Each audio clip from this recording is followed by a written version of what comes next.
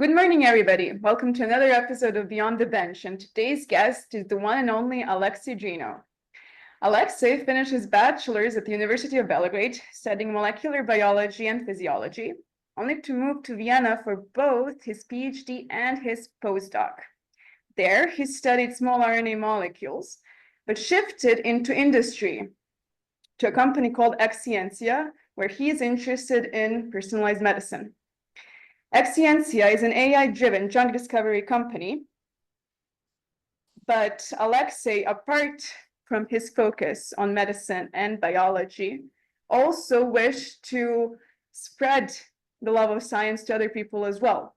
Throughout his career, he's been involved in various scientific communication organizations, as well as the popularization of science.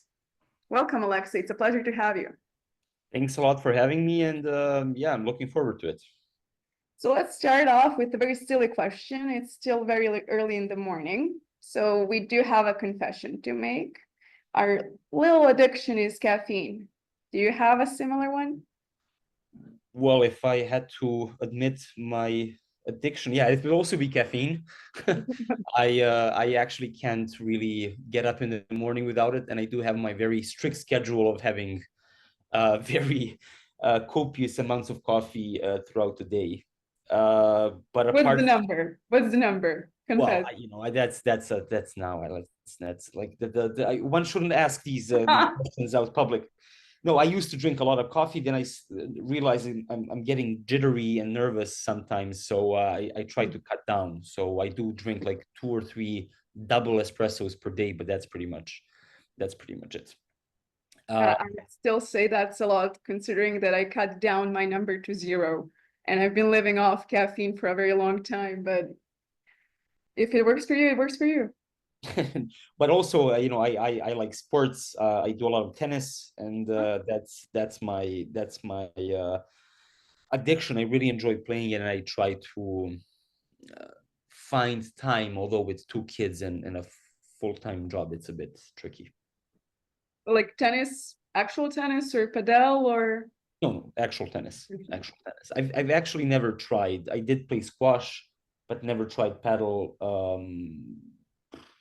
So I can't really talk about it, but I like to stick to the old-fashioned ball and clay.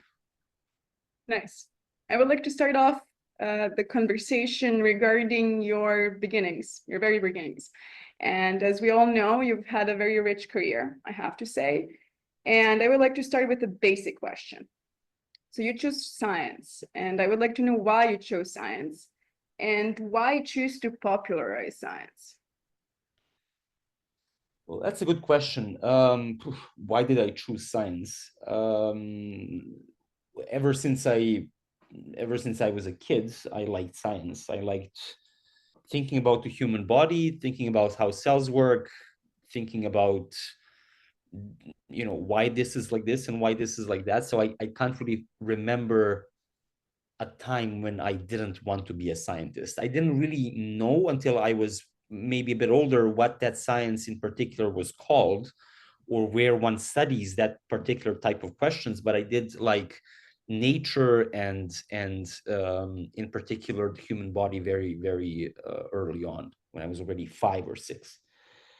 Then we had this very exciting, so I come from Serbia originally. We had this very exciting opportunity in a countryside in a near, actually I was brought up in that city of Valjevo, so we were somehow privileged to have something of a youth science center, which was driven by a pair of enthusiastic people who really disliked how conventional education was driven. So they ended up making their own small scientific center where kids could come and learn from experts in the field.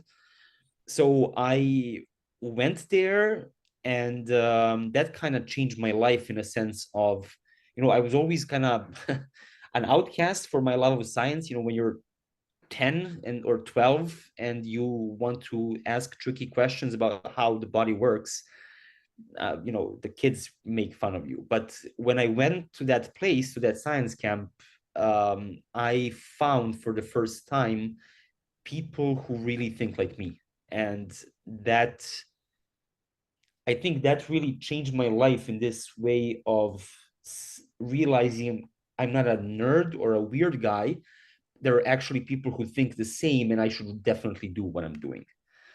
So growing up, I wanted to give back exactly that Mhm. feeling to have someone else. And I think popularizing science to kids who are interested is a very, very rich and rewarding thing to do. And if I were to go back again, I would do it again numerous times over. I would like to divulge a bit and focus on what um, supported you in your decision to shift into science. So were your parents the kind of people who would try and promote this thinking? Were they scientists themselves, or was this something very individual of you? So my parents were not scientists, but they were very supportive in the sense of that I should do what I think is best. They never tried to talk me out of studying. You have to think about this. Only when I moved into Europe, I started realizing that modern economy is very tightly bound to science, and basically that economic growth of certain sectors is inherently bound to the progress of science.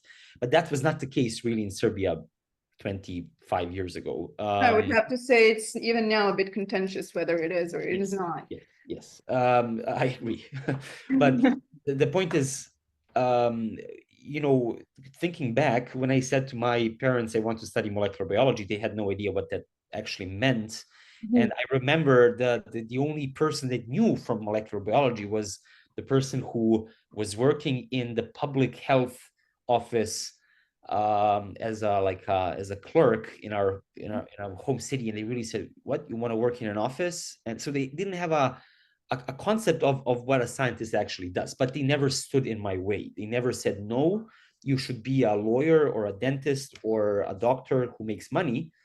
They really thought and supported me in this regard, and for this I'm really thankful. But what really drove me going into science was the people in Petnica in the science center, because what I still find amazing, and that's kind of the childhood boyish feeling that I still have when I do science, is that you can ask these weird questions and say, well, what if something does something, and you're actually equipped with knowledge, tools, and resources to actually go into that question and solve and deliver. And this is still that I find magical, in a sense of it's one of the very unique opportunities in this world to do a job where you can actually create knowledge. I think a lot of people think that scientists reproduce knowledge. They learn from books and they go and give lectures and they talk about what they've learned, but that's false. We create data, we create knowledge, and this is really, and I still think this, decades on, the most magical thing that you can do in your life.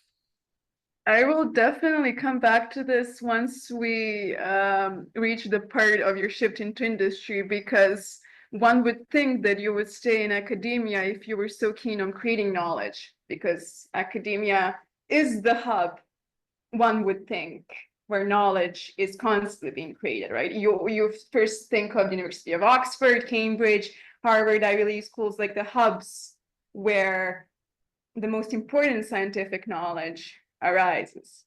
Yet you shifted into industry. I find it very interesting. But Yeah, before but we get there, I would like to know, how did Vienna differ from Serbia? So you finished your bachelor's at the University of Belgrade, same as me. And I would like to say to our listeners that it's almost like a rival course between the molecular biology and physiology that you finished and my biochemistry course that I happen to My have. wife did biochemistry. She also Uh-huh. did a PhD in Vienna. We came here together, so she did finish biochemistry, and we still argue. You know, we still, like, two Yeah, decades yeah. on, we still talk about who made the smarter choice or not. No, I'm kidding. But you know, when you actually go into real science, it's completely doesn't make a difference what you studied. You know, in the end, it's all about your mindset and how you solve problems. And Of course, I think that both of these courses give you a rich background into understanding the mechanisms behind certain processes. And I think this is the foundation of anything. yeah. And I think that I will now like to say something good about Serbia for a change, and that is that the University of Belgrade does offer you a really, I would say, high quality basic knowledge of natural sciences. This is something I'm very grateful for, because when I compare our knowledge and our background with students from Europe or America or even Israel, I would have to say that we're far better off as of yet. I, I, Let, I would let's Mhm. I would even go one step forward and say I think the university that I went to in Belgrade was I could not have done what I've done without that university. Really? How so? It gives you an amazing theoretical background. Yeah. And my feeling is that, you know, the practical, what we do lack is the practical aspect, especially in a bit of more modern technologies that are kind of state of the art. Um, but it does give you a very, very good fundamental knowledge of molecular biology, biochemistry, physics, chemistry, physical chemistry. I would definitely agree. I was thinking the same thing when I started my theoretical courses here for my master's. But then I realized that most of the time, students understand the existence of certain modern techniques, but they don't really know when and how to use them. Okay, you know they exist, which is a step further than students in Belgrade, but the use of that, the concept of that is still a bit shaky. So I would still say that regarding techniques, you can always learn about them and you can always improve your knowledge, but it's the theoretical background that's still the most I important. agree. I agree. Yes. Either way, So the Vienna. question, yeah. So the question was Vienna. Vienna. Yeah. So Vienna. When I sorry, when I finished my master's, me and my wife today, the girlfriend at the time, were thinking where to go and what to do. We knew we wanted to do good science. We wanted to do uh, proper science, and unfortunately for this, you need money. And Serbia was not really, or potentially still is not in position to really give out huge amounts of money for scientific projects, and we're talking about, I guess, hundreds of millions of euros per project cycle. So we decided to go abroad. I always loved small RNAs, and for me, small RNA mediated mechanisms. And you have to think about it. That was basically, you know, I studied in late, so basically in 2010s, and that was kind of the era of, you know, pi RNAs, and people were starting to figure out the deep mechanisms of how the small RNA interference was functioning, and that was at the time a bit, I won't say new, but it was, you know, relatively new. So I I really would wanted to call it jump. a hot topic, and I think it's a hot topic still, in a So way. I started looking at what are the European hubs in RNA biology, and I think apart from London, um, also Regensburg, Vienna did have a they actually had a PhD program called RNA biology PhD program, which focused on biochemistry and molecular biology of RNAs.